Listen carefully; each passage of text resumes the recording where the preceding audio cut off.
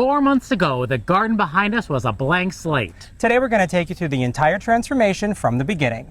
It really is hard to believe that here in our upstate New York garden, just 4 months ago in May, this was completely empty. We had spent the fall prepping it for a big transformation, and today we're walking you through step by step how we turned a single monoculture Limelight hydrangea hedge into a mixed border.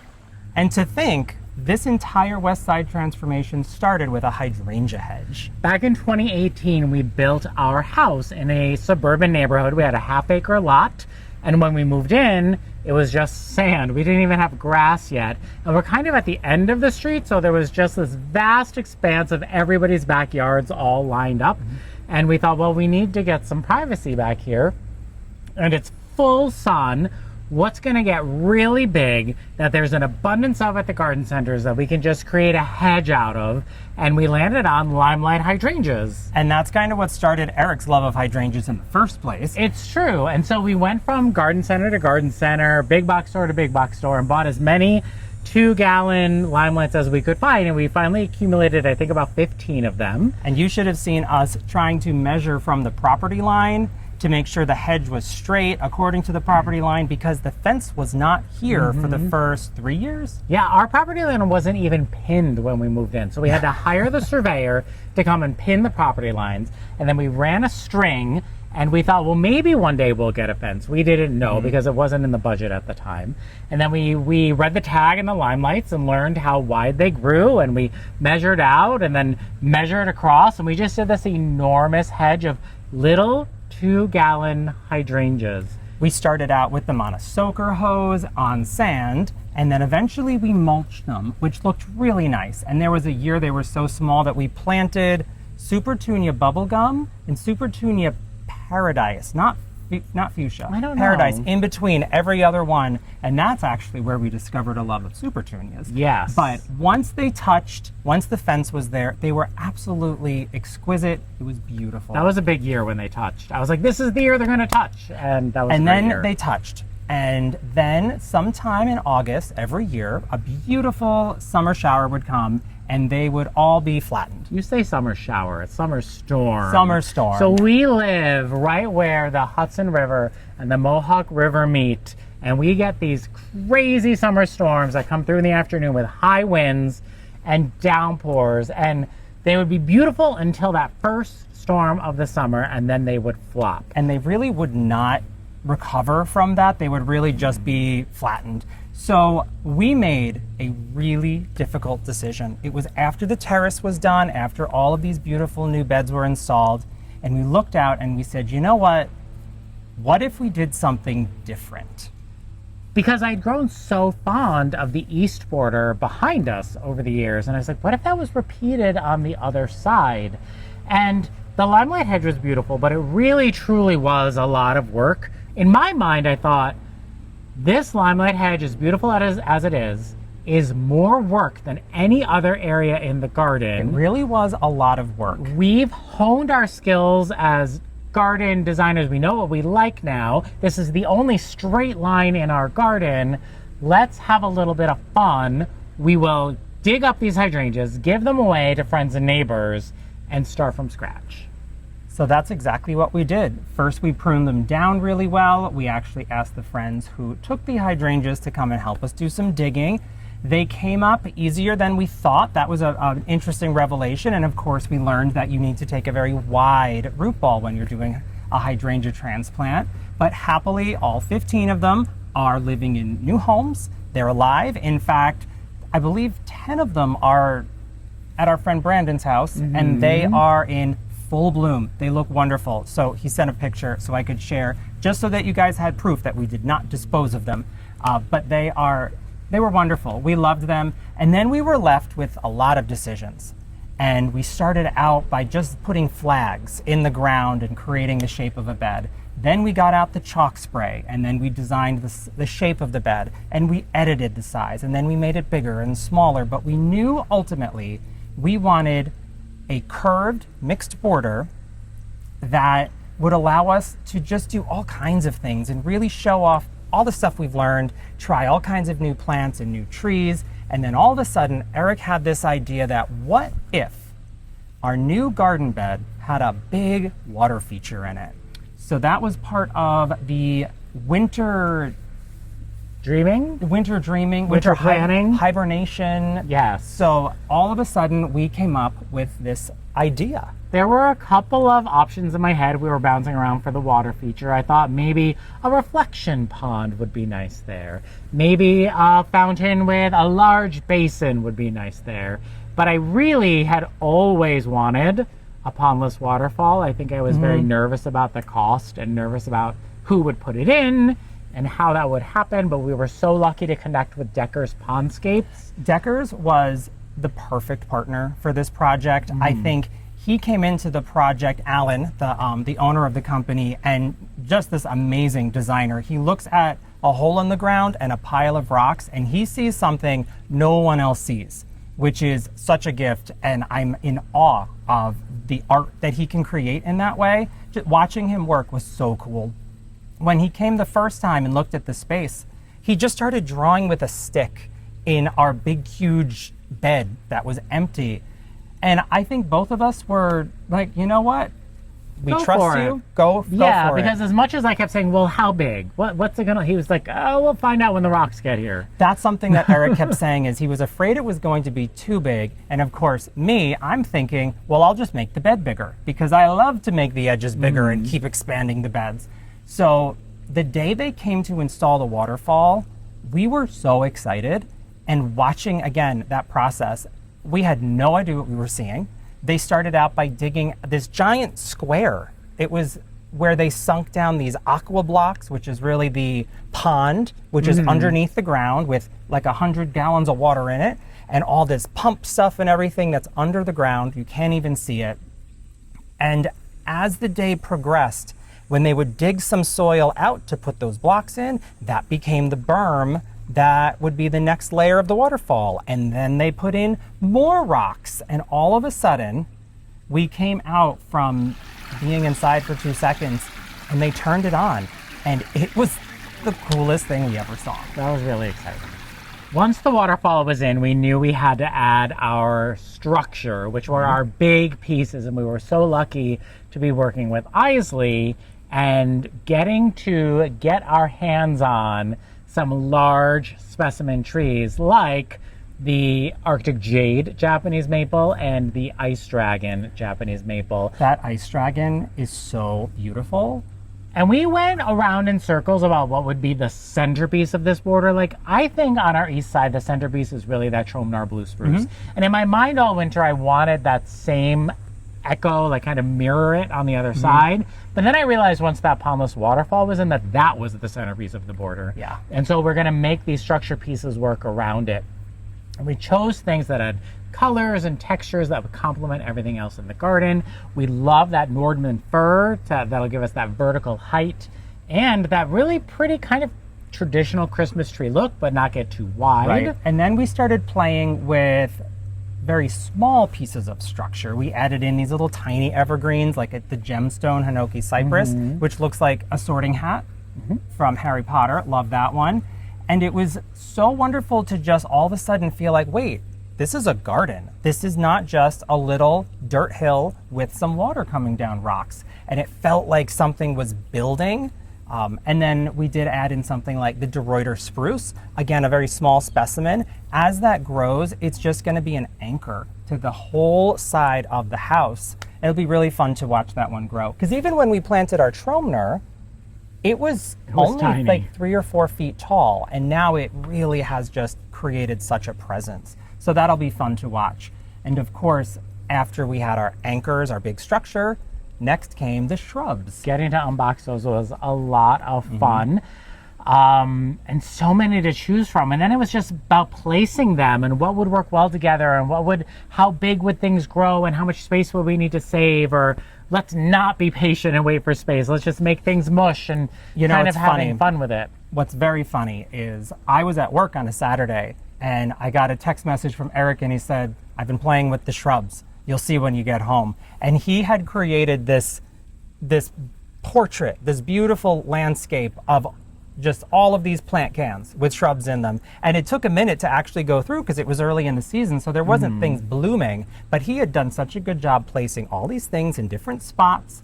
And I don't know if that many things actually moved that day. Not too many. I do think that, I mean, I know now, like, especially that Pinky Winky Prime keeps coming into my mind and how big that's going to get with the Let's Dance Rhythmic Blues. That's going to have to be adjusted, I think. But otherwise, I think everything else is going to pretty much stay. But, you know, gardens are always evolving. Things might, if they have to move, they have to move. But Yep. So once we got all the shrubs in, and now it's amazing to get to see all of the color coming in. The hydrangeas are in bloom. The butterfly bush. I was so excited about a Pugster Blue.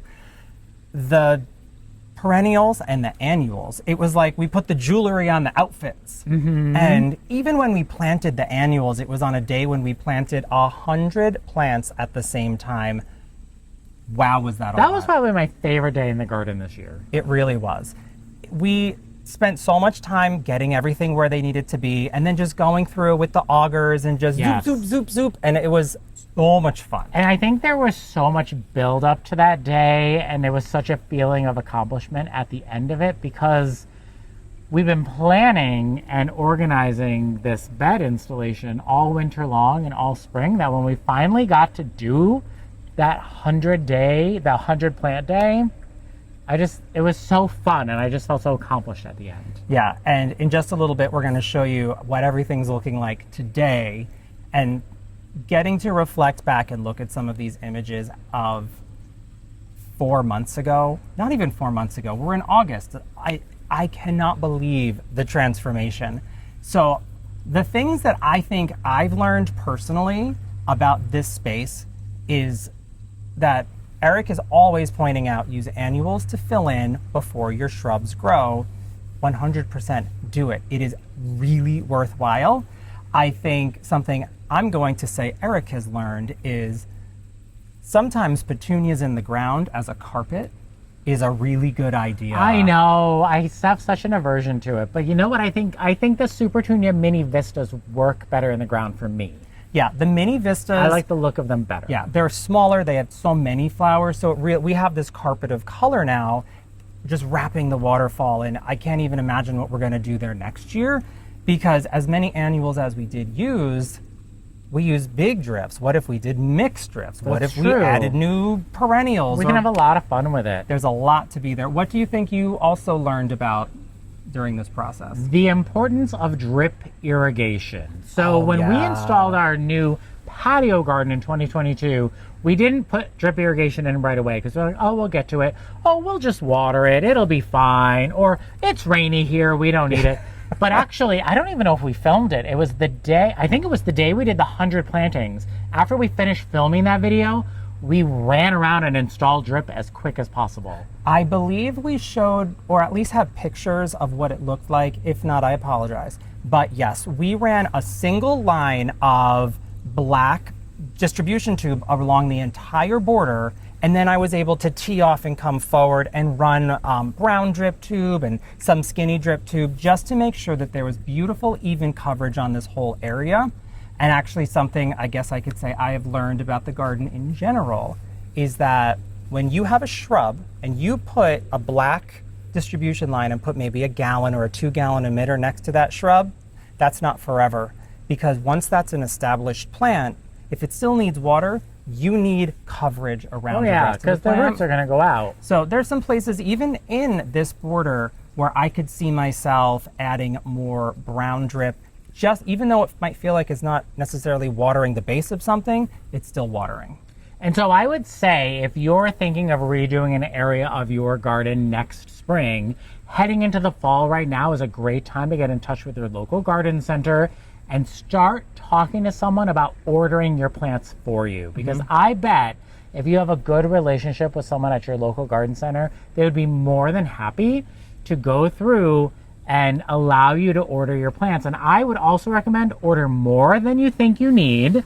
And if it interests you and you have the budget, order it, play with it, because you will find a spot for it. So I think that if you're interested in doing a big garden overhaul moment, start working on it now. Start thinking about what it would be, connect with your local garden center, we did not sketch out anything.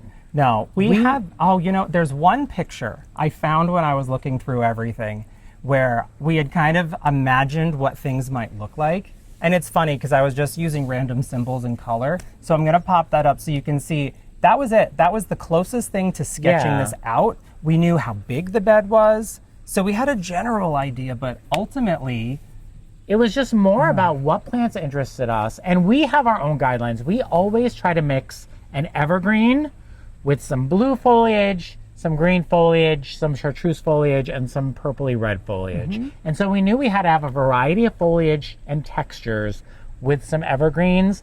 And then we just kind of had a lot of fun perusing online, perusing catalogs, and daydreaming about what would make good combinations. And then we ordered it. And we didn't know where everything was going to go. And when it arrived, we had fun just kind of tossing it around and playing with it, and then filling in the rest with perennials and annuals. I think we should show everybody what it's looking like. Yes, and this is obviously not done because gardens are always changing. Absolutely. So let's check it out. Now it's time for the latest update of the west border. Things are filling in so nicely. The annuals are in their prime. So let's see how everything's doing, kind of talk about our plans for the future. We're already brainstorming some changes that are probably going to occur, right, Oh Christopher? yeah, there's lots of changes already because of course, new garden space, it's gonna change. Of course, and right here we have our Pinky Winky Prime. Look at the size of these panicles. And if this is any indication of how quickly this shrub's going to grow, I already know that these Let's Dance Rhythmic Blues are gonna have to bump out. So that's on the list for the fall already. Yep. But I love the way the Verbena bonariensis that Christopher grew from seed is filling in this space right here as we wait for the Elizabeth roses to mature. There's actually that viburnum is hidden back in there, and I always forget about it. It's Spice Cowboy viburnum. I forget it's there because it is hidden by this verbena as we're waiting for it to mature. It is growing. Yeah, and this chase tree has turned out to be beautiful. I think it'll be cut to the ground, kind of like a butterfly bush in the spring for us, and probably max out at this size each year. Check out this drift of Supertunia, Mini Vista, Pink Cloud. Of course, that's an annual and will be replaced with something totally different next year, right? I cannot believe how full. This is 6 plants, if I'm not mistaken. Really, really lush. Our dahlias that Christopher grew from seed last year, then saved the tuber over the winter, are enormous. This is such a weird spot for them, but I kind of like how it turned out. So do I. We call this one number 6, and I have been cutting off them. They have wonderfully long stems, a really pretty plant. Yeah, and so this again won't be here next year. Look how thick. I mean, it's like a tree trunk happening back there. Where's that? Oh yeah, look at this cane. I can't believe that. It is like a tree trunk. And that North Pole arborvitae is still back there. The Rise Up Lilac Days, I think, gets a little too much shade, probably because of the giant dahlia tree in front of it. Could you imagine a dahlia shades a rose? I know. So, and I want to switch this trellis. I just don't like this trellis, so I know we're going to switch that out this fall for something that matches what Willerton Old Hall has. Again, the Flavor of Pears performed amazing this year. They just got cut back, but if you have your opportunity to get your hands on them, I would highly recommend it. Of course, the De Ruyter is going to grow over the years very slowly. Power balls are going to get nice and large. Check out the size of the ironweed, how much growth that's put on since the original bed. Yeah, this is just the native Vernonia. That it's native to New York, actually, so it's going to be great to watch that grow in comparison to the cultivar we have further on down the way. The purple fountain grass putting on a show again. That's just filling space until that North Pole gets bigger and until this firefly gets a little bit larger. It did suffer some sunburn this year, but we've been told by Isley it should rebound fine. All right. And then our little Caryopteris, our Beyond Midnight Bluebeard, is in here hidden amongst the Gara. I think it's going to bloom. I do too. And again, that Gara is just a space holder as we're waiting for the Caryopteris to get larger. The Tough Stuff Ahas have put on a ton of new growth. We had deadheaded those flowers, I don't know if you remember, but kind of to alleviate that first year shrub in the ground, flowers would wilt in the afternoon sun, so we just deadheaded them to help the roots get established. This is all annual, so you know this is going to change right here, but the gemstone is looking adorable. Oh, I love that. And you know what I've realized is this lilac kufia right here that we put in a couple places around the waterfall to replace a failed fiber optic grass is such a similar color to the Mini Vista Indigo that it just looks so great. I love that annual. The Ice Dragon, right? Yes. is putting on a ton of growth. When I was looking at some of our old footage before we filmed this, I cannot believe how much growth that tree put on. It's happy. So we'll limb it up, we'll prune it. You know, we're gonna shape it to the space. We want it to kind of hug over the pond. That's the vision for it. So, and luckily for us, Japanese maples respond very well to pruning in our zone. So I think that'll fit right in. And we did have that dog hobble up there. It's still there. I think it gets too much sun. So that is coming out this fall and getting moved to a shadier spot. And we're gonna replace those with more Gatsby glow balls. So that's on the agenda. Arctic Jade looking very fresh, but again, it's gonna get limbed up this fall because we wanna limb our trees up when they're young. Christopher, this is meteor shower verbena, which is different than the verbena bonariensis. This is the sterile variety from Proven Winners that doesn't reseed itself, and it stays much shorter and it's a little more compact. I think it's so nice to have both varieties in your garden, have the different heights, the different bloom times, and the original verbena bonariensis will reseed, so that's really fun. This one, if you don't want it reseeding, it'll just stay where it is. Look at humongous. Yeah. What is this again? This is Sweetheart, Sweet Caroline, Sweet Caroline, Sweetheart, Shadow Storm, Sweet Potato Vine. I gotta say the whole name or I can't remember. I feel like that's a must repeat. It is beautiful. That variegation in the leaf. Sometimes I think a variegation in a leaf can look a little bit like the leaf is sad, but this is so defined. Yeah, I agree, and I think that it's kind of doing there what we're anticipating the Ripplebrook doing eventually. Yep, that little evergreen there. And now I know next year we're not repeating the purple compacts on Patience because Christopher's not a fan. As long as we do a different color, I'm good. Yeah, the La Sansarebas are doing very well. There is, oh, this is the taller verbena. See, it's a little wispier. This one also doesn't get as much sun. So these two maples will eventually meet and touch over the crest of the waterfall. They'll be kind of hugging over the little small hedge of Gatsby glow balls with the water pouring down. All new fun annuals coming around. We might repeat the Mini Vista Indigo, I'm not sure. We've got the Pugster Blue, all the annuals here, but they're filling in space while we're waiting for this to grow, but this has put on a ton of growth since we planted it. Yeah, beautiful growth there. And there is another Limelight Prime, oh no, sorry, there's a Pinky Winky Prime behind those castor beans, also growing beautifully. Oh yeah, there is, so it will fill in. Yeah, so everything's like really settling. Oh, and here's that native species, Prairie Princess, and that is also such a must-have in the garden. The birch trees looking great. The reminiscent Crema roses are gorgeous. It's just so fun to have a space to play around with. For more information on this transformation, take a look at this playlist, and it's filled with all the videos we did this season as the transformation came about. Again, I'm Eric. And I'm Christopher. I'm a Grow For Me Gardening. Thanks for growing with us.